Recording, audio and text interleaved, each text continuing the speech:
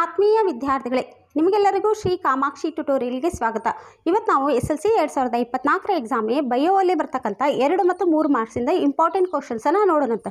ನೋಡ್ರಿ, ನೀವು ಪೇಪರ್ನಾಗ high score ಮಾಡ್ಬೇಕಂದ್ರೆ ನಾನು ಡೈಲಿ ಹೇಳಿಕತ್ತೇನೆ ರೀ. ಯಾಕಂದ್ರೆ ಪ್ರತಿಯೊಬ್ಬರು ಮಕ್ಕಳು ಏನು ಮಾಡ್ಲಿಕ್ಕತ್ತೀರಿ, ಮೇಡಮ್ ಇವಾಗ ಗ್ಯಾರಂಟಿ ಕ್ವಶನ್ ಬರ್ತಾವ, ಇವಾಗ ಗ್ಯಾರಂಟಿ ಕ್ವಶನ್ ಬರ್ತಾವ ಅಂತ. ನಾನು ವೆರಿ ಇಂಪಾರ್ಟೆಂಟ್ ಕ್ವಶನ್ಸ್ ಮಾಡ್ಲಿಕ್ಕತ್ತೇನೆ ರೀ.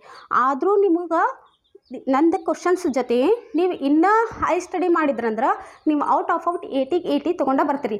ಇಲ್ಲರಿ ಮೇಡಮ್, ನಾ ಸೈನ್ಸ್ ಏನೂ ಓದಿಲ್ಲ ಅನ್ನೋರು ನನ್ನ ಕ್ಲಾಸ್ ಅಷ್ಟೇ ನೀವು ಕಂಪ್ಲೀಟಾಗಿ ಎಲ್ಲ ಕ್ಲಾಸು ನೋಡಿದ್ರೆ ನಿಮ್ಗೆ ಪಾಸಿಂಗ್ ಮಾರ್ಕ್ಸ್ ಅದ್ರೊಳಗೆ ಬರ್ತೈತೆ ರೀ. ನೋಡಿರಿ, ನನ್ನ ಕ್ಲಾಸ್ ಸ್ಟಾರ್ಟ್ ಮಾಡೋಕ್ಕಿಂತ ಮೊದಲು ನನ್ನ ಕ್ಲಾಸ್ ನಿಮ್ಗೆ ಲೈಕ್ ಆತಂದ್ರೆ ಒಂದು ಲೈಕ್ ಮಾಡಿರಿ, ಸಬ್ಸ್ಕ್ರೈಬ್ ಮಾಡ್ಕೊರಿ, ನಿಮ್ಮ ಫ್ರೆಂಡ್ಸ್ಗೆಲ್ಲರಿಗೂ ಶೇರ್ ಮಾಡಿರಿ.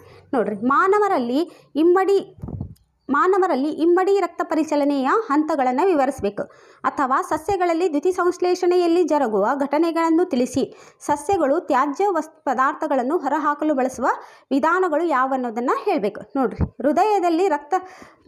ಹೃದಯದಲ್ಲಿ ರಕ್ತ ಸಾಗಾಣಿಕೆಯ ಹಂತಗಳು ಅಂದ್ರೆ ಆಕ್ಸಿಜನ್ ಸಮೃದ್ಧವಾದ ರಕ್ತವು ಶ್ವಾಸಕೋಶದಿಂದ ಎಡಹೃತ್ಕರ್ಣಕ್ಕೆ ಬರ್ತೈತಿ, ಹೌದಾ? ಅದರಿಂದ ಎಡಹೃತ್ಕರ್ಣವು ಸಡಿಲಗೊಂಡು ಸಂಕುಚಿಸಿದಾಗ ಎಡಹೃತ್ಕುಕ್ಷಿ ಏನಾಕೈತಿ, ಹಿಗ್ಗಿ ರಕ್ತ ಎಲ್ಲಿ ಏನಾಕೈತಿ, ವರ್ಗಾವಣೆ ಆಗ್ತೈತಿ. ಎಡಹೃತ್ಕುಕ್ಷಿಯು ಸಂಕುಚಿಸಿದಾಗ ರಕ್ತವು ದೇಹದೊಳಗೆ ಮಹಾಪಧಮನಿಗಳ ಮೂಲಕ ಪಂಪ್ ಮಾಡಲ್ಪಡುತ್ತದೆ. ಆಕ್ಸಿಜನ್ ರಹಿತ ರಕ್ತವು ಬಲಹೃತ್ಕರ್ಣಕ್ಕೆ ಉಚ್ಚ ಅಪಧಮನಿ ಮತ್ತು ನೀಚ ಅಪಧಮನಿಯ ಮೂಲಕ ಬಲಹೃತ್ಕರ್ಣಕ್ಕೆ ಬರ್ತೈತಿ.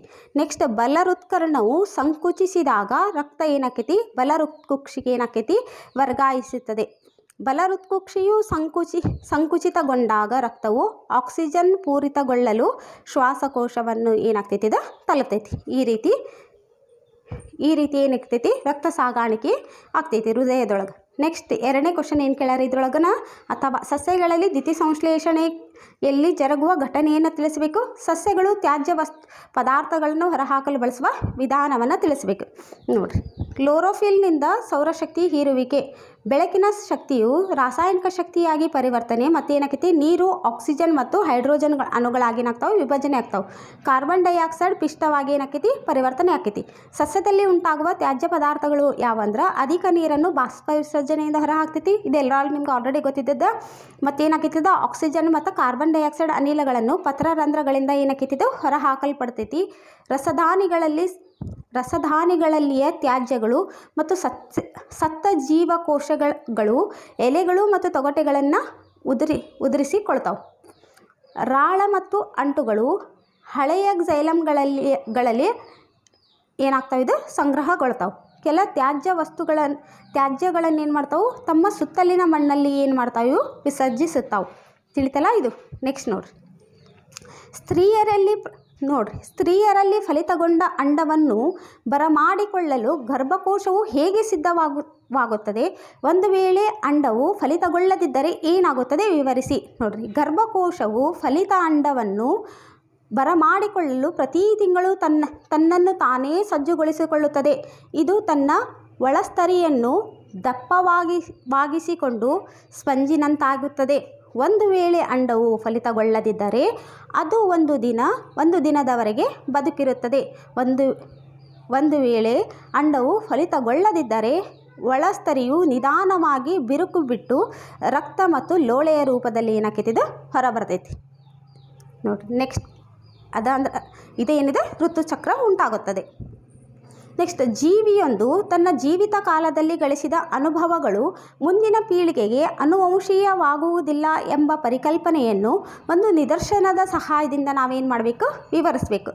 ಶುದ್ಧ ಗಿಡ್ಡ ಬಟಾಣಿ ಸಸ್ಯವನ್ನು ಶುದ್ಧ ಎತ್ತರದ ಬಟಾಣಿ ಸಸ್ಯಗಳೊಂದಿಗೆ ಸಂಕರಣಗೊಳಿಸಲಾಗಿದೆ. ಏಕತಳೀಕರಣದ F2 ಪೀಳಿಗೆಯಲ್ಲಿ ದೊರೆಯುವ ಫಲಿತಾಂಶಗಳನ್ನು ಚೆಕ್ಕರ್ ಬೋರ್ಡ್ನಲ್ಲಿ ವ್ಯಕ್ತಪಡಿಸಿ ಮತ್ತು ದೊರೆತ ಸಸ್ಯದ ವಿಧಗಳ ಅನುಪಾತವನ್ನು ತಿಳಿಸಬೇಕು. ನೋಡಿರಿ, ಜೀವಿಯೊಂದು ತನ್ನ ಜೀವಿತ ಕಾಲದಲ್ಲಿ ಗಳಿಸಿದ ಅನುಭವಗಳನ್ನು ಮುಂದಿನ ಪೀಳಿಗೆಗೆ ಅನುವಂಶೀಯವಾಗುವುದಿಲ್ಲ ಎಂಬ ಪರಿಕಲ್ಪನೆಯನ್ನು ಒಂದು ನಿದರ್ಶನದ ಸಹಾಯದಿಂದ ವಿವರಿಸಬೇಕಂದ್ರೆ, ನೋಡಿರಿ, ಅಲೈಂಗಿಕ ಅಂಶಗಳಲ್ಲಾದ ಬದಲಾವಣೆಯು ಲಿಂಗಾಣು ಕೋಶದ DNA ವರ್ಗಾವಣೆಯಾಗುವುದಿಲ್ಲ. ಉದಾಹರಣೆಗೆ, ಇಲಿಯೊಂದರ ಸಂತತಿ ಅಭಿವೃದ್ಧಿ ಮಾಡಿದರೆ ನಮ್ಮ ನಿರೀಕ್ಷೆಯಂತೆ ಅವು ಬಾಲಗಳನ್ನು ಹೊಂದಿರುತ್ತವೆ. ಈಗ ಪ್ರತಿ ಪೀಳಿಗೆಯಲ್ಲೂ ಇವುಗಳ ಬಾಲವನ್ನು ಶಸ್ತ್ರಚಿಕಿತ್ಸೆಯ ಮೂಲಕ ತೆಗೆದುಹಾಕಿದರೆ ಬಾಲವಿಲ್ಲದ ಇಲಿಗಳಿಂದ ಬಾಲವಿರುವ ಇಲಿಗಳು ಏನಾಗ್ತಾವೆ, ಹುಟ್ಟುತ್ತವೆ. ಹೌದಾ? ನೆಕ್ಸ್ಟ್ ನೋಡ್ರಿ, ಏಕೆಂದರೆ ಬಾಲವನ್ನು ಕತ್ತರಿಸಿದರೆ ಲಿಂಗಾಣು ಕೋಶಗಳ ವಂಶವಾಹಿಗಳು ಬದಲಾಗೋದಿಲ್ಲ. ಆದ್ದರಿಂದ ಜೀವಿಯು ತನ್ನ ಜೀವಿತಾವಧಿಯಲ್ಲಿ ಪಡೆದ ಅನುಭವಗಳನ್ನು ಅದರ ಸಂತತಿ ವರ್ಗಲು ಸಾಧ್ಯವಿಲ್ಲ.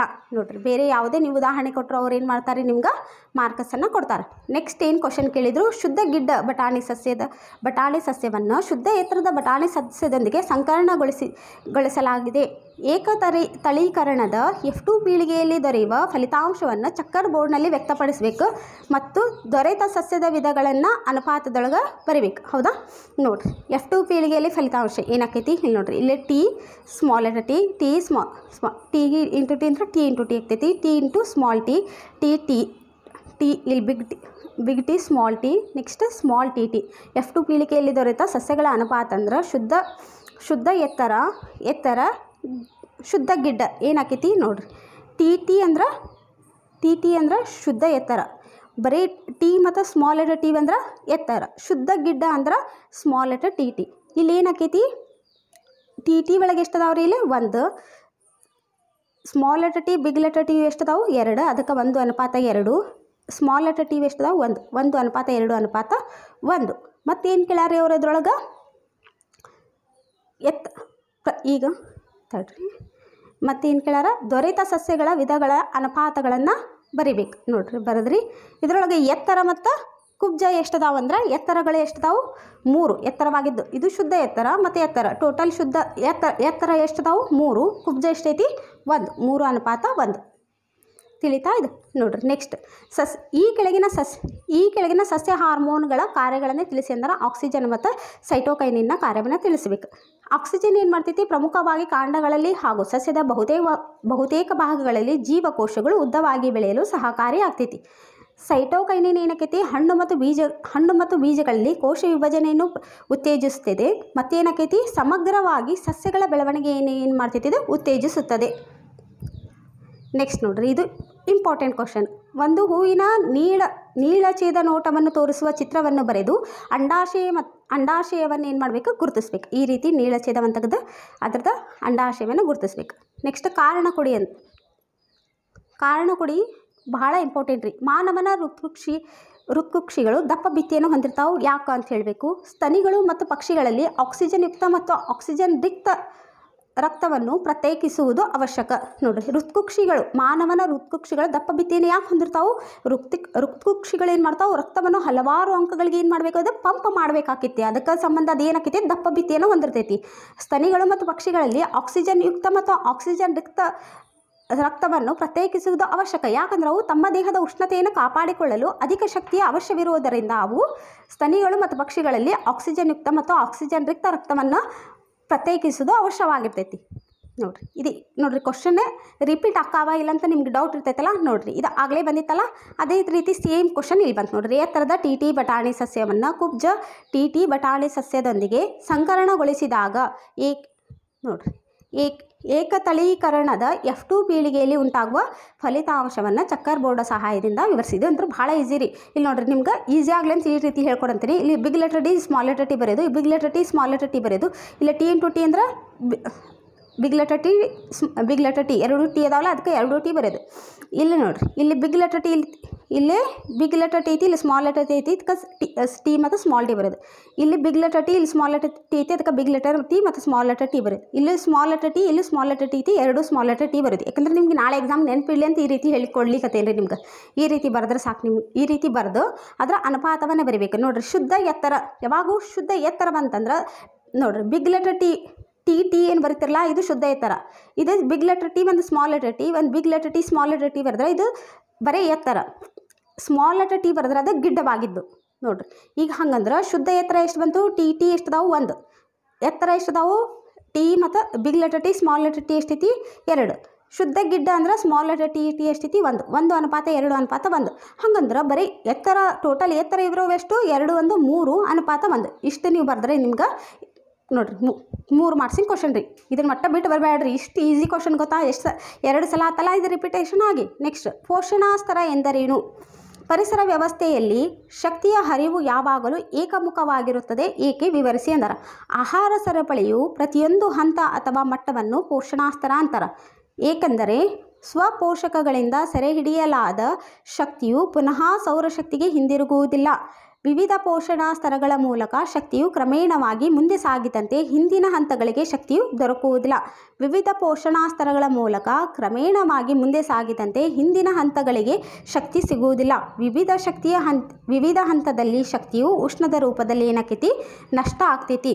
ಈ ರೀತಿ ಬರ್ದ್ರೆ ನಿಮ್ಗೆ ಟೋಟಲ್ 3 ಮಾರ್ಕ್ಸ್ ರೀ. ನೆಕ್ಸ್ಟ್ ನೋಡ್ರಿ, ಹೊಸದ ಪ್ರಭೇದವೊಂದರ ಉಗಮಕ್ಕೆ ಕಾರಣವಾಗುವ ಯಾವುದಾದರೂ 4 ಅಂಶವನ್ನು ತಿಳಿಸಬೇಕು.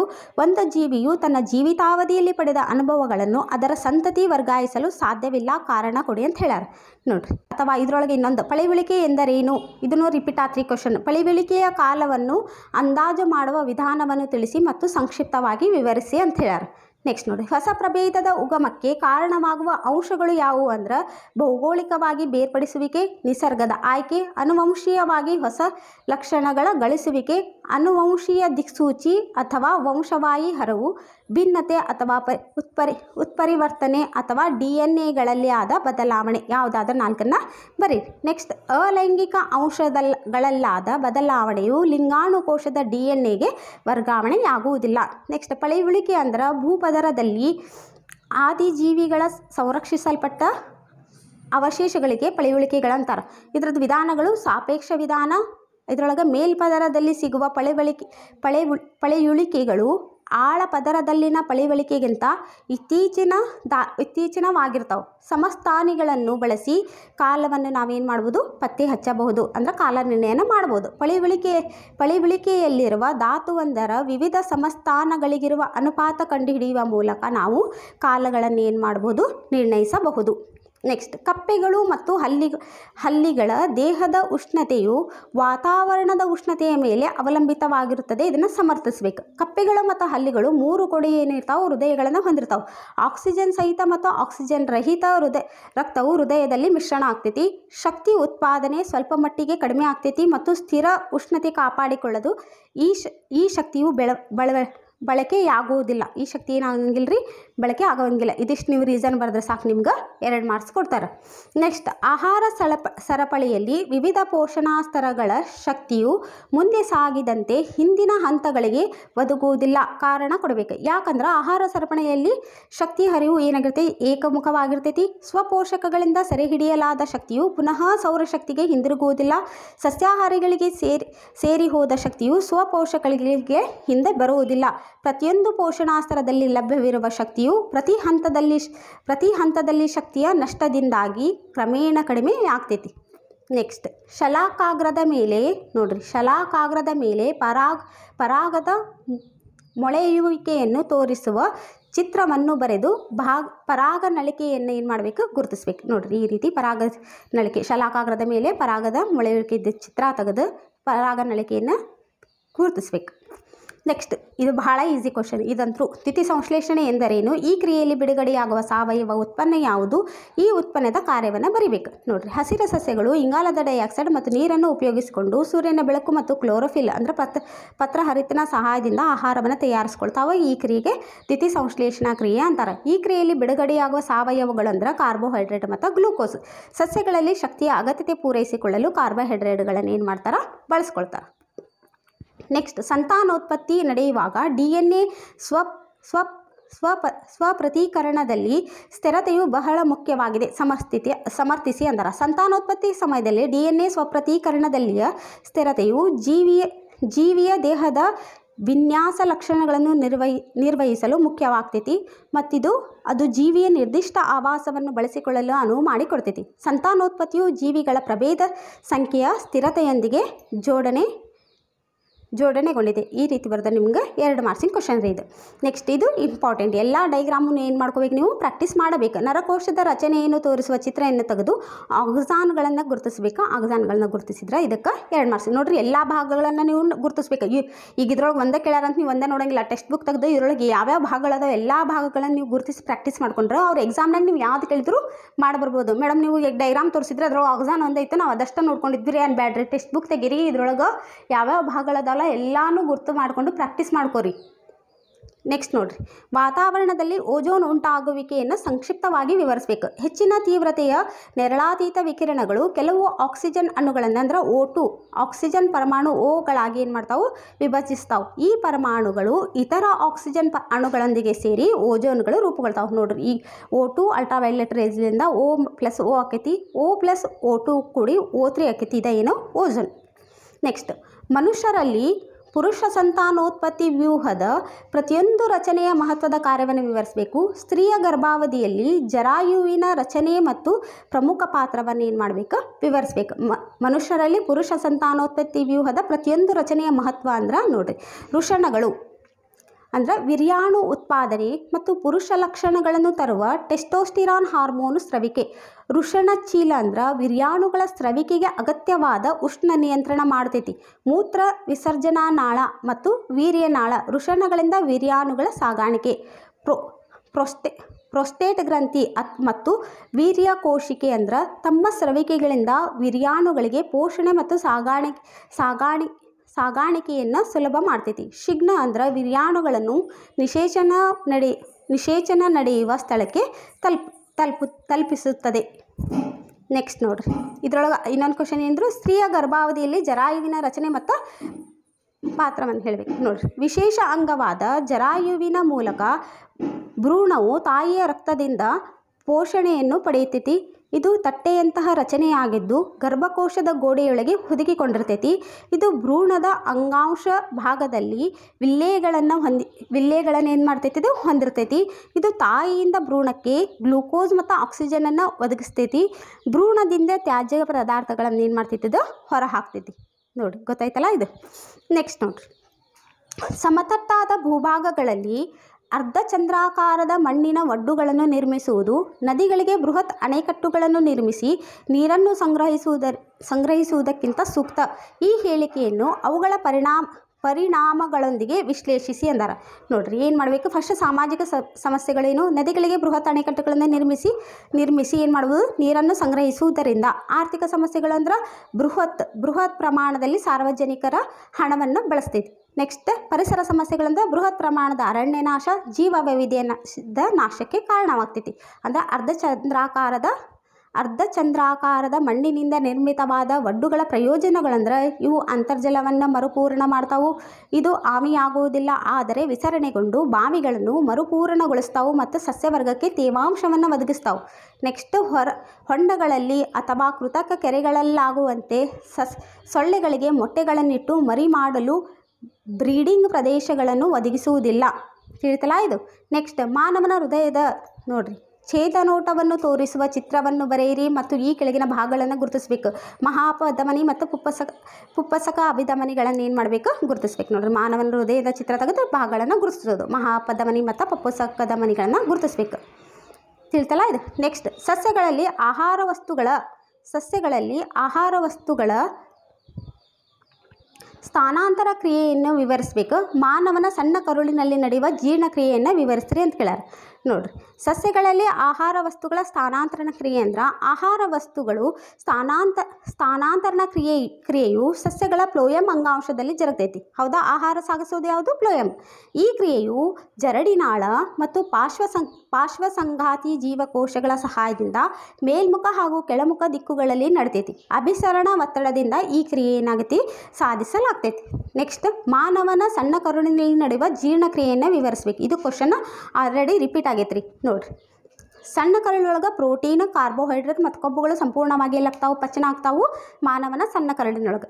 ಸಣ್ಣ ಕರುಳಿನ ಭಿತ್ತಿಯಲ್ಲಿ ಕಂಡುಬರುವ ಗ್ರಂಥಿಗಳು ಕರುಳಿನ ರಸವನ್ನು ಏನು ಮಾಡ್ತಾವೆ, ಸ್ರವಿಸ್ತಾವೆ. ಇಲ್ಲಿ ಕಿಣ್ವಗಳು ನೋಡ್ರಿ, ಇಲ್ಲಿ ಕಿಣ್ವಗಳು ಪ್ರೋಟೀನನ್ನು ಅಮೈನೋ ಆಮ್ಲಗಳಾಗಿ, ಸಂಕೀರ್ಣ ಕಾರ್ಬೋಹೈಡ್ರೇಟ್ಗಳನ್ನು ಗ್ಲೂಕೋಸ್ ಆಗಿ ಹಾಗೂ ಕೊಬ್ಬುಗಳನ್ನು ಕೊಬ್ಬಿನ ಆಮ್ಲ ಮತ್ತು ಗ್ಲಿಸರಾಲ್ಗಳಾಗಿ ಏನು ಮಾಡ್ತಾವೆ, ಇದು ಪರಿವರ್ತಿಸ್ತಾವೆ. ಜೀರ್ಣವಾದ ಆಹಾರವು ಸಣ್ಣ ಕರುಳಿನಲ್ಲಿರುವ ವಿಲೇಯಗಳಿಂದ ಹೀರಿಕೆ ಆಗ್ತೈತಿ. ನೆಕ್ಸ್ಟ್ ಇದು ಮತ್ತೆ ಇಂಪಾರ್ಟೆಂಟ್ ಕ್ವಶನ್. ಎಲ್ಲ ಡಯಾಗ್ರಾಮ್ ನೋಡ್ರಿ. ಹೂವಿನ ನೀಳಛೇದದ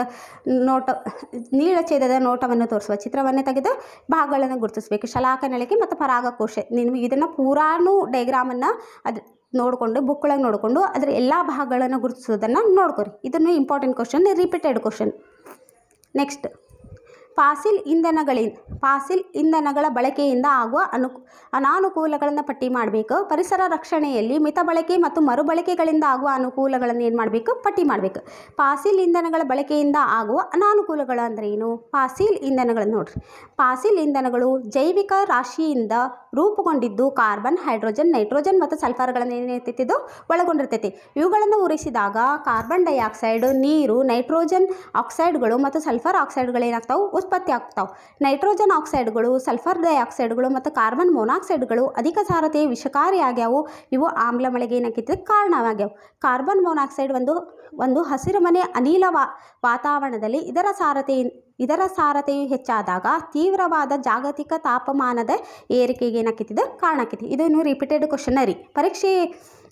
ಪರಿಸರದ ರಕ್ಷಣೆಯಲ್ಲಿ ಮಿತ ಬಳಕೆ ಮತ್ತು ಮರುಬಳಕೆಯಿಂದ ಆಗುವ ಅನಾನುಕೂಲಗಳನ್ನು ಕೇಳ್ಯಾರ ನೋಡ್ರಿ. ಪರಿಸರದ ಮಿತ ಬಳಕೆ ಮತ್ತು ಮರುಬಳಕೆಗಳಿಂದ ಆಗುವ ಅನುಕೂಲಗಳು ನೋಡ್ರಿ. ಮಿತ ಬಳಕೆಯ ಅಭ್ಯಾಸದಿಂದ ವಿದ್ಯುತ್ ಶಕ್ತಿ, ನೀರು, ಆಹಾರ, ನೈಸರ್ಗಿಕ ಸಂಪನ್ಮೂಲಗಳು ಇವುಗಳನ್ನೆಲ್ಲನೂ ಏನು ಮಾಡ್ಬೋದು, ನಾವು ಸಂರಕ್ಷಿಸ್ಬೋದು. ಹೌದಿಲ್ರಿ? ಯಾವುದನ್ನು ನಾವು ಮಿತ ಬಳಕೆ ಮಾಡ್ಕೊಂಡು ಹೋದ್ರೆ ಮತ್ತು ನಾವು ವಸ್ತುಗಳನ್ನು ಮರುಬಳಕೆ ಮಾಡ್ಕೊಂಡು ಹೋದ್ರೆ ಅದರಿಂದ ಆಗುವ ಅನುಕೂಲಗಳೇನು? ನಾವು ವಿದ್ಯುತ್ ಶಕ್ತಿ, ನೀರು, ಆಹಾರ, ನೈಸರ್ಗಿಕ ಸಂಪನ್ಮೂಲಗಳನ್ನು ಏನು ಮಾಡ್ಬೋದು, ನಾವು ಸಂರಕ್ಷಿಸಬಹುದು. ಇದನ್ನು ಮರುಬಳಕೆ ಅಭ್ಯಾಸದಿಂದ ಪರಿಸರ ಮಾಲಿನ್ಯವನ್ನು ನಿಯಂತ್ರಿಸಬಹುದು. ತಕ್ಷಣದ ಬಳಕೆಗೆ ವಸ್ತುಗಳ ಲಭ್ಯವಿರ್ತಾವೆ. ಶಕ್ತಿಯ ರಕ್ಷಣೆ ಆಗ್ತೈತಿ. ಕಚ್ಚಾ ವಸ್ತುಗಳ ಬಳಕೆಯನ್ನು ನಾವೇನು ಮಾಡ್ಬೋದು, ಮಿತಗೊಳಿಸಬಹುದು. ನೆಕ್ಸ್ಟ್ ನೋಡ್ರಿ. ಕತ್ತರಿಸಿಟ್ಟ ಟೊಮೆಟೊ ಹಣ್ಣಿನಲ್ಲಿ 4 ದಿನಗಳ ನಂತರ ದಾರದಂತಹ ರಚನೆಗಳಂತಹ ಬೆಳವಣಿಗೆಯೊಂದಿಗೆ ಕ್ರಮೇಣವಾಗಿ ಹಣ್ಣು ಕೊಳೆಯುವುದನ್ನು ಕಂಡುಬರುತ್ತದೆ. ಈ ಬದಲಾವಣೆಗೆ ಕಾರಣವನ್ನು ಏನು ಮಾಡ್ಬೇಕು, ನಾವು ಸ್ಪಷ್ಟೀಕರಿಸಬೇಕು. ನೋಡ್ರಿ, ಟೊಮೆಟೊ ಹಣ್ಣಿನ ಮೇಲೆ ಬೆಳೆಯುವ ದಾರದಂತಹ ರಚನೆಗಳು ರೈಜೋಪಸ್ ಅಥವಾ ಬ್ರೆಡ್ ಮೋಲ್ಡ್ ಎಂಬ ಶಿಲೀಂಧ್ರದ ಹೈಪೆ. ಇವು ಚಿಕ್ಕ ದುಂಡಗಿನ ರಚನೆಗಳಾಗಿ ಬೀಜಕ ದಾನಿಗಳನ್ನು ಹೊಂದಿವೆ. ಬೀಜಕ ದಾನಿಗಳು ಸಂತಾನೋತ್ಪತ್ತಿಯ ರಚನೆಗಳಾದ ಬೀಜಕಗಳನ್ನು ಹೊಂದಿವೆ. ಈ ಬೀಜಕಗಳನ್ನು ತೇವಾಂಶಯುಕ್ತ ಮೇಲ್ಮೈನ ಸಂಪರ್ಕಕ್ಕೆ ಬಂದು ಬೆಳೆಯಲು ಪ್ರಾರಂಭಿಸ್ತವೆ. ಆದ್ದರಿಂದ ಟೊಮೆಟೊ ಕ್ರಮೇಣ ಕೊಳೆಯಲು ಪ್ರಾರಂಭಿಸ್ತೈತಿ. ತಿಳಿತಲ್ಲ ಇದು? ನೆಕ್ಸ್ಟ್ ನೋಡ್ರಿ. ಫುಲ್ ಡೀಟೇಲ್ ಹೇಳ್ಕೊಂಡು ಕುಂದ್ರಾಕ ಟೈಮ್ ಇಲ್ಲರಿ. ನಾಡ್ದು ಎಕ್ಸಾಮ್ ಐತಿ. ಅದಕ್ಕೆ ನಾನು ನಿಮ್ಗೆ ಕ್ವಶನಿಗೆ ಎಷ್ಟು ಆನ್ಸರ್ ಐತಲ್ಲ ಅದನ್ನಷ್ಟು ನಾನು ನಿಮಗೆ ಎಕ್ಸ್ಪ್ಲೇನ್ ಮಾಡ್ಲಿಕ್ಕತ್ತೇನೆ ರೀ. ಮಾಲಿನ್ಯಕ್ಕೆ ಒಳಪಟ್ಟ ಜಲ ಪರಿಸರ ವ್ಯವಸ್ಥೆಯಲ್ಲಿ ಕಂಡುಬರುವ ಆಹಾರ ಸರಪಳಿಯೊಂದನ್ನು ನೀಡಿದೆ. ಇದನ್ನು ವೀಕ್ಷಿಸಿ ಈ ಕೆಳಗಿನ ಪ್ರಶ್ನೆಗಳಿಗೆ ಉತ್ತರಿಸಬೇಕು. ಸಿಹಿ ನೀರು, ಶೈವಲಗಳು, ಮೀನುಗಳು, ಪಕ್ಷಿಗಳು. ಜೈವಿಕ ಸಂವರ್ಧನೆಯಿಂದ ಹೆಚ್ಚು ತೊಂದರೆಗೆ ಒಳಗಾಗುವ ಜೀವಿಗಳು ಯಾವುವು, ಏಕೆ ಅಂತ ಕೇಳ್ಯಾರ. ಜೈವಿಕ ಸಂವರ್ಧನೆಯಿಂದ ಈ ಪರಿಸರ ವ್ಯವಸ್ಥೆಯ ಕ್ರಮೇಣವಾಗಿ ನಶಿಸಿ ಹೋಗುತ್ತದೆ, ಏಕೆ ಅಂತ ಕ್ವಶನ್ ಕೇಳಾರ. ಹೌದಾ? ಜೈವಿಕ ಸಂವರ್ಧನೆಯಿಂದ ಹೆಚ್ಚು ತೊಂದರೆಗೆ ಒಳಗಾದ ಜೀವಿಗಳು ಪಕ್ಷಿಗಳು. ಹೌದಾ? ನೀಡಿರುವ ಆಹಾರ ಸರಪಳಿಯಲ್ಲಿ ಪಕ್ಷಿಗಳು ಉನ್ನತ ಮಟ್ಟವನ್ನು ಆಕ್ರಮಿಸುವುದರಿಂದ ಜೈವಿಕ ಸಾಂದ್ರತಾವೃದ್ಧಿಗೆ ಕಾರಣವಾದ ರಾಸಾಯನಿಕಗಳು ಇವುಗಳ ದೇಹದಲ್ಲಿ ಗರಿಷ್ಠ ಸಾಂದ್ರತೆಯಲ್ಲಿ ಸಂಗ್ರಹವಾಗ್ತವೆ. ವಿಘಟನೆಗೆ ಒಳಗಾದ ರಾಸಾಯನಿಕಗಳು ಆಹಾರ ಸರಪಣಿಯ ವಿವಿಧ ಪೋಷಣಾ ಸ್ತರಗಳಲ್ಲಿ ಕ್ರಮೇಣ ಸಂಗ್ರಹವಾಗ್ತಾವೆ. ರಾಸಾಯನಿಕ ವಿಘಟನೆಗೆ ಒಳಪಡದೇ ಇರುವುದರಿಂದ ಹಾಗೂ ತೊಳೆದು ಹಾಕಲು ಸಾಧ್ಯವಿಲ್ಲದಿರುವುದರಿಂದ ಇವುಗಳನ್ನು ಆಹಾರ ಸರಪಣಿಯಿಂದ ತೆಗೆದುಹಾಕಲು ಸಾಧ್ಯವಿಲ್ಲ. ಇವುಗಳ ಅತಿ ಸಂಗ್ರಹದಿಂದ ಪರಿಸರ ವ್ಯವಸ್ಥೆಯ ಕ್ರಮೇಣ ಏನಾಕೈತಿ, ನಶಿಸಿ ಹೋಗ್ತೈತಿ. ಇನ್ನೊಂದೇನು ನೋಡ್ರಿ. ಸೌತೆಕಾಯಿಯ ಚೂರು ಮತ್ತು ಬಾಳೆಹಣ್ಣಿನ ಸಿಪ್ಪೆ ಇವು ಸಾವಯವ ವಸ್ತುಗಳು. ಇವು ಜೈವಿಕ ವಿಘಟನೆಗೆ ಒಳಪಡ್ತಾವು ಹಾಗೂ ಈ ಮಣ್ಣಿನೊಂದಿಗೆ ಏನು ಮಾಡ್ತಾವೆ ಸೇರ್ಕೊಳ್ತಾವೆ. ಇವು ಪರಿಸರ ಸ್ನೇಹಿ ಆಕಾವು. ಗಾಜಿನ ಚೂರುಗಳು, ಪ್ಲಾಸ್ಟಿಕ್ ಪೆನ್ಗಳು, ನೀರವ ವಸ್ತುಗಳು, ಸಂಶ್ಲೇಷಿತ ವಸ್ತುಗಳು ಇವು ಜೈವಿಕ ವಿಘಟನೆ ಆಗಂಗಿಲ್ಲ, ಮಣ್ಣಿನ ಮೂಲ ರೂಪದಲ್ಲಿಯೇ ಉಳಿದು ಹೋಗ್ತಾವು ಹಾಗೂ ಮಾಲಿನ್ಯವನ್ನು ಏನು ಮಾಡ್ತಾವೆ ಇವು ಉಂಟು ಮಾಡ್ತಾವೆ. ತಿಳಿತಲ್ಲ ಇದು ಕ್ವಶನ್ ನೋಡ್ರಿ. ನೆಕ್ಸ್ಟ್ ಮಾನವನ ಹೃದಯದ ನೆಕ್ಸ್ಟ್ ಕ್ವಶನ್ ರಿಪೀಟ್ ಆಯ್ತಿಲ್ರಿ. ಮಾನವನ ಹೃದಯದ ನೀಳಛೇದವನ್ನು ತೋರಿಸುವ ಚಿತ್ರವನ್ನು ತೆಗೆದು ಮಹಾಪಧಮನಿ ಮತ್ತು ಆಮ್ಲಜನಕ ರಹಿತದ ರಕ್ತವನ್ನು ಸ್ವೀಕರಿಸುವ ಹೃದಯದ ಕೋಣೆಯನ್ನು ಏನು ಮಾಡಬೇಕು ಗುರುತಿಸಬೇಕು. ನೀವೇನು ಮಾಡ್ತೀರಿ ಪ್ರತಿಯೊಂದು ಭಾಗಗಳನ್ನು ಎಲ್ಲೆಲ್ಲಿ ಗುರುತಿಸ್ಬೇಕು ಅನ್ನೋದನ್ನು ಪರ್ಫೆಕ್ಟ್ ಮಾಡ್ಕೊಂಡ್ಬಿಟ್ರೆ ನೀವು ಎಕ್ಸಾಮ್ನಾಗ ಯಾವುದೇ ಕೇಳಿದ್ರು ಬರ್ತೀರಿ. ನೆಕ್ಸ್ಟ್ ನೋಡಿರಿ ಕ್ವಶನ್ ಮತ್ತೆ ರಿಪೀಟೆಡ್. ರಚನಾರೂಪಿ ಅಂಗಗಳು ಮತ್ತು ಕಾರ್ಯರೂಪಿ ಅಂಗಗಳಿರುವ ವ್ಯತ್ಯಾಸವನ್ನು ಬರೆಯಿರಿ. ಪುರುಷನ ಲಿಂಗವರ್ಣತಂತು ಮತ್ತು ಮಹಿಳೆಯ ಲಿಂಗವರ್ಣತಂತುಗಳಿಗಿರುವ ವ್ಯತ್ಯಾಸ ಬರೀಬೇಕು. ತಂದೆಯಿಂದಲೇ ಮಗುವಿನ ಲಿಂಗ ನಿರ್ಧಾರ ಹೇಗೆ ಅನ್ನೋದನ್ನು ಬರೀಬೇಕು. ನೆಕ್ಸ್ಟ್ ರಚನಾರೂಪಿಗಳು ಮತ್ತು ಕಾರ್ಯಾನುರೂಪಿಗಳಿಗಿರುವ ವ್ಯತ್ಯಾಸ ಆಲ್ರೆಡಿ ಹೇಳೇನ್ರಿ. ನೋಡ್ರಿ ಇನ್ನೊಮ್ಮೆ ಬೇಕಂದ್ರೆ ಇನ್ನೊಮ್ಮೆ ಹೇಳ್ತೀನಿ. ವಿಭಿನ್ನ ಜೀವಿಗಳ ಅಂಗಗಳು ಒಂದೇ ಮೂಲವನ್ನು ಹೊಂದಿರ್ತಾವೆ. ವಿಭಿನ್ನ ಜೀವಿಗಳ ಅಂಗಗಳು ಏನಿರ್ತಾವೆ ಬೇರೆ ಬೇರೆ ಮೂಲಗಳನ್ನು ಹೊಂದಿರ್ತಾವೆ. ಒಂದೇ ರೀತಿಯ ರಚನೆಯನ್ನು ಹೊಂದಿದ್ದು ಬೇರೆ ಬೇರೆ ಕಾರ್ಯಗಳನ್ನು ನಿರ್ವಹಿಸ್ತಾವೆ. ಬೇರೆ ಬೇರೆ ರೀತಿಯ ರಚನೆಯನ್ನು ಹೊಂದಿದ್ದು ಒಂದೇ ರೀತಿ ಕಾರ್ಯವನ್ನು ಇವು ನಿರ್ವಹಿಸ್ತಾವೆ. ಇದಕ್ಕೆ ಉದಾಹರಣೆ ಅಂದರೆ ಕಪ್ಪೆಯ ಮುಂಗಾಲು ಮತ್ತು ಪಕ್ಷಿಯ ಮುಂಗಾಲುಗಳು. ಇದಕ್ಕೆ ಉದಾಹರಣೆ ಅಂದರೆ ಪಕ್ಷಿಯ ರೆಕ್ಕೆಗಳು, ಬಾವಲಿಯ ರೆಕ್ಕೆಗಳು. ನೆಕ್ಸ್ಟ್ ನೋಡ್ರಿ. ನೆಕ್ಸ್ಟ್ ಇದರೊಳಗೆ ಏನು ಕ್ವೆಶನ್ ಕೇಳಿದ್ರು, ಪುರುಷನ ಲಿಂಗವರ್ಣತಂತುಗಳು ಮತ್ತು ಮಹಿಳೆಯ ಲಿಂಗವರ್ಣತಂತುಗಳಿಗಿರುವ ವ್ಯತ್ಯಾಸವನ್ನು ಬರೆಯಿರಿ ಅಂತ ಹೇಳಿದ್ರಲ್ಲ.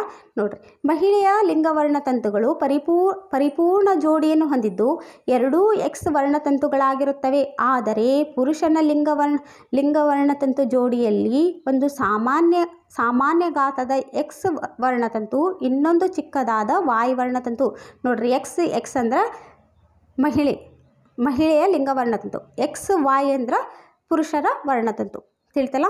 ನೆಕ್ಸ್ಟ್ ನೋಡಿ, ತಂದೆಯಿಂದ ಎಕ್ಸ್ ವರ್ಣತಂತುವನ್ನು ಪಡೆದು ಮಗು ಹುಡುಗಿಯಾಗಿರ್ತೈತಿ. ನೋಡ್ರಿ, ಮೊದಲು ತಾಯಿದು ಎಕ್ಸ್ ಇರ್ತೈತಿ, ತಂದೆದು ಎಕ್ಸ್ ಆತಂದ್ರೆ ಮಗು ಹೆಣ್ಮಗು.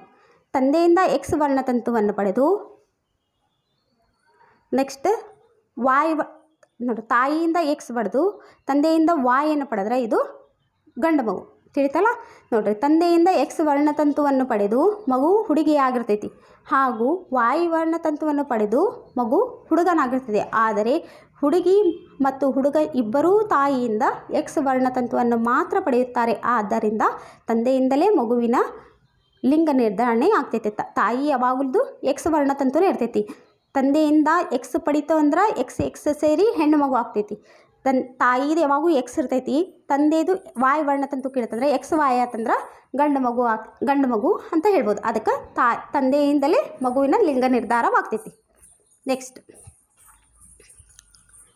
ನೋಡ್ರಿ, ಸಸ್ಯಗಳಲ್ಲಿ ಆಹಾರ ವಸ್ತುಗಳ ಸ್ಥಾನಾಂತರ ಕ್ರಿಯೆಯನ್ನು ವಿವರಿಸಬೇಕು. ಮಾನವನ ಸಣ್ಣ ಕರುಳಿನಲ್ಲಿ ನಡೆಯುವ ಜೀರ್ಣಕ್ರಿಯೆಯನ್ನು ವಿವರಿಸಿ. ನೋಡ್ರಿ, ಕ್ವಶನ್ ಮಾತ್ರ ರಿಪೀಟೆಡಾ. ಸಸ್ಯಗಳಲ್ಲಿ ಆಹಾರ ವಸ್ತುಗಳ ಸ್ಥಾನಾಂತರ ಕ್ರಿಯೆಯನ್ನು ವಿವರಿಸಬೇಕಂದ್ರೆ ನೋಡ್ರಿ, ಸಸ್ಯಗಳಲ್ಲಿ ವಸ್ತುಗಳ ಸ್ಥಾನಾಂತರ ಕ್ರಿಯೆ, ಆಹಾರ ವಸ್ತುಗಳ ಸ್ಥಾನಾಂತರಣ ಕ್ರಿಯೆಯು ಸಸ್ಯಗಳಲ್ಲಿ, ಇದು ರಿಪೀಟೆಡ್ ಕ್ವಶನ್, ಎರಡೂ ರಿಪೀಟೆಡ್ ಕ್ವಶನ್ ರೀ. ಸಸ್ಯಗಳ ಫ್ಲೋಯಂ ಅಂಗಾಂಶದಲ್ಲಿ ಜರುಗ್ತಾವು. ಈ ಕ್ರಿಯೆಯು ಜರಡಿನಾಳ ಮತ್ತು ಪಾರ್ಶ್ವ ಸಂಗಾತಿಗಳ ಜೀವಕೋಶಗಳ ಸಹಾಯದಿಂದ ಮೇಲ್ಮುಖ ಮತ್ತು ಕೆಳಮುಖ ದಿಕ್ಕುಗಳಲ್ಲಿ ನಡೆದೈತಿ. ಅಭಿಸರಣ ಒತ್ತಡದಿಂದ ಈ ಕ್ರಿಯೆಯು ಸಾಧಿಸಲಾಗ್ತೈತಿ. ಇದು ಕ್ವಶನ್ ರಿಪೀಟೆಡ್ ಅನ್ನೋದು ಸಂಬಂಧ ಫಾಸ್ಟ್ ಹೇಳಿಕತ್ತೇನೆ ರೀ. ಇದು ಮಾನವನ ಸಣ್ಣ ಕಣ್ಣಿನಲ್ಲಿ ನಡ್ತಕ್ಕಂಥ ಜೀರ್ಣಕ್ರಿಯೆ ಈಗಾರ ಹೇಳೇನ್ರಿ ನಾ. ಸಣ್ಣ ಕಣ್ಣೊಳಗೆ ಏನೇನಾಗ್ತಾವೆ, ಪ್ರೋಟೀನ್, ಕಾರ್ಬೋಹೈಡ್ರೇಟ್ ಮತ್ತು ಕೊಬ್ಬುಗಳು ಏನಾಗ್ತಾವೆ ಸಂಪೂರ್ಣವಾಗಿ ಪಚನ ಆಗ್ತಾವೆ. ಸಣ್ಣ ಕಣ್ಣ ಬಿತ್ತಿನಲ್ಲಿ ಗ್ರಂಥಿಗಳು ಕರಳಿನ ರಸವನ್ನು ಹೊಂದಿರ್ತಾವೆ.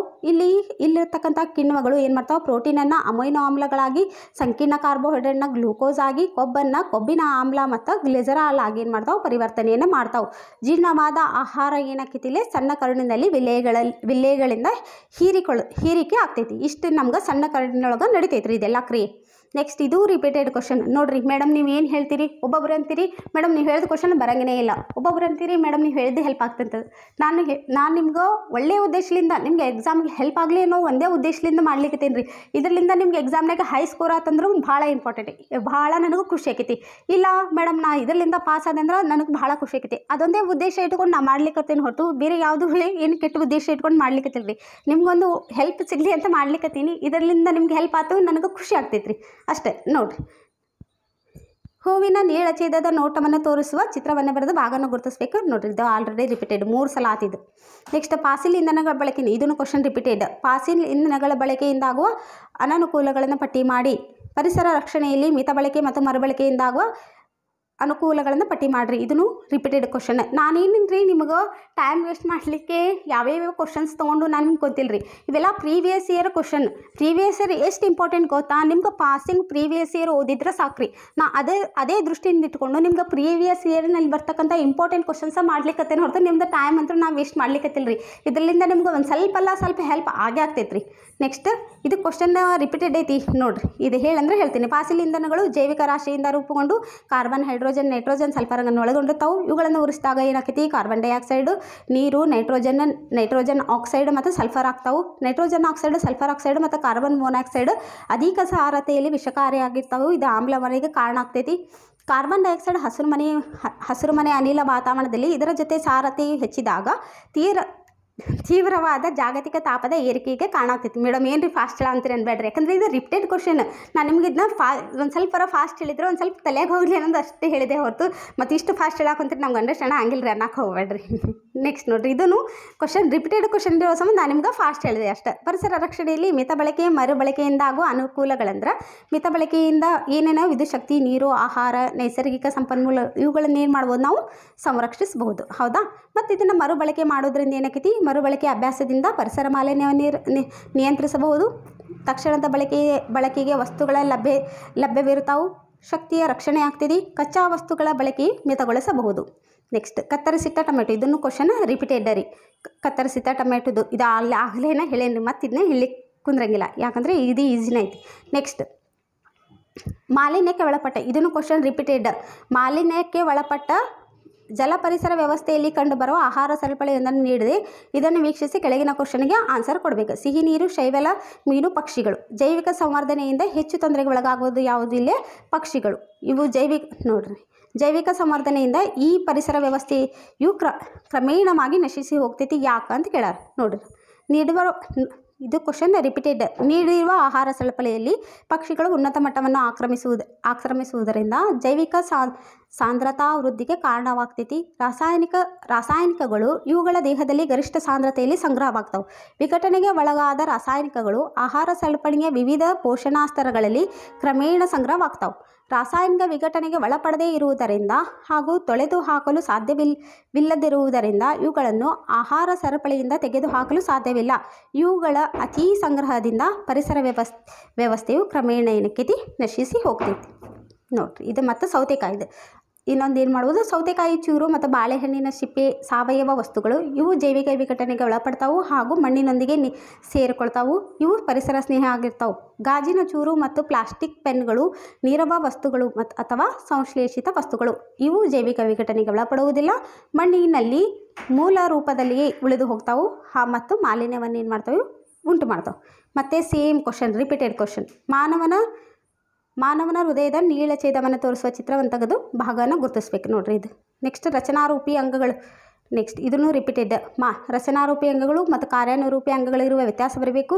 ಮತ್ತು ಪುರುಷ ಲಿಂಗ ವರ್ಣತಂತುಗಳು ಮತ್ತು ಮಹಿಳೆಯ ಲಿಂಗ ವರ್ಣತಂತುಗಳಿಗಿರುವ ವ್ಯತ್ಯಾಸವನ್ನು ಬರಬೇಕು. ತಂದೆಯಿಂದಲೇ ಮಗುವಿನ ವರ್ಣ ನಿರ್ಧಾರ ಇದನ್ನು ಹೇಳೇನ್ರಿ ಕ್ವಶನ್. ಮತ್ತು ಇದನ್ನು ಹೇಳಿಕೊಳ್ಳಿ ಕುಂದ್ರಂಗಿಲ್ಲ. ಟೋಟಲ್ ನಿಮ್ಗೆ ಏನೇನು ಇಂಪಾರ್ಟೆಂಟ್ ಕ್ವಶನ್ಸ್ ಅದಾವಲ್ರಿ 2 ಮತ್ತು 3 ಮಾರ್ಕ್ಸಿಂದ ಇವತ್ತಿನ ಕ್ಲಾಸ್ ಒಳಗೆ ನಾನು ನಿಮ್ಗೆ ಕಂಪ್ಲೀಟ್ ಮಾಡಿ ಕೊಟ್ಟೇನ್ರಿ. ನನ್ನ ಕ್ಲಾಸ್ ನಿಮ್ಗೆ ಲೈಕ್ ಆತಂದ್ರೆ ಒಂದು ಲೈಕ್ ಕೊಡ್ರಿ, ಸಬ್ಸ್ಕ್ರೈಬ್ ಮಾಡ್ಕೊರಿ, ನಿಮ್ಮ ಫ್ರೆಂಡ್ಸ್ಗೆ ಎಲ್ಲರಿಗೂ ಶೇರ್ ಮಾಡಿರಿ. ಮತ್ತು ನೋಡಿರಿ ಮೇಡಮ್ ರೀ ಇದು ರಿಪೀಟ್ ಆಗ್ತಾವ್ರಿ ಕ್ವಶನ್, ಇವಾಗ ಗ್ಯಾರಂಟಿ ಬರ್ತಾವ್ರಿ ಅಂತ ಮತ್ತೆ ಕೇಳಿಬೇಡ್ರಿ. ನಾನು ಪ್ರತಿಯೊಂದು ವೀಡಿಯೋದೊಳಗೆ ನಾನು ಹೇಳೇನೆ ಕ್ಲಾಸ್ ಸ್ಟಾರ್ಟ್ ಮಾಡೇನ್ರಿ. Thank you.